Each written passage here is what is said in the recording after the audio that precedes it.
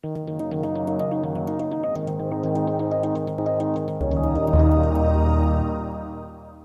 multiple providers are performing infant CPR, their positioning and chest compression method differ from those used for an adult or child.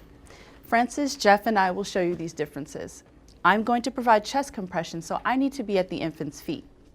Since I'm going to be providing ventilations, I'll stand at the infant's side, and Jeff will stand at the infant's head to maintain the airway. With multiple providers, compressions are delivered using the encircling thumbs technique.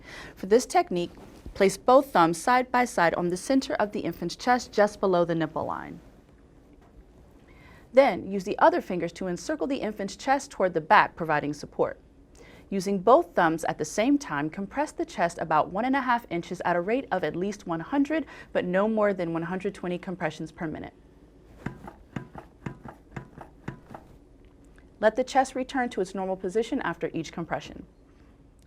Jeff will seal the mask while using the EC technique, while opening the airway using 2 hands. The BVM should be appropriately sized for the infant to ensure an adequate seal. Since we have multiple providers caring for an infant, we need to change the compression to ventilation ratio to 15:2. That is 15 compressions to 2 ventilations. You guys ready? Ready. 1 and 2 and 3 and 4 and 5 and 6 and 7 and 8 and 9 and 10 and 11 and 12, 13, 14, 15.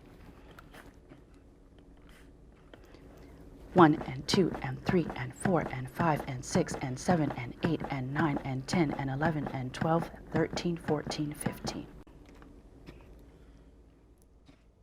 Switch positions about every 2 minutes. The compressor calls for a position change by saying switch in place of the number 1 in the compression cycle. 14, 15.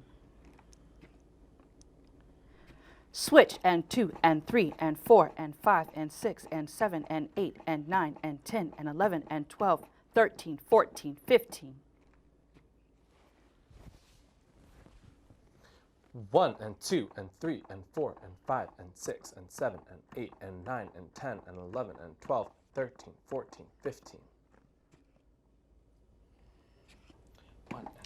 As with any patient in cardiac arrest, if an infant shows an obvious sign of life, stop CPR and monitor the airway, breathing, and pulse.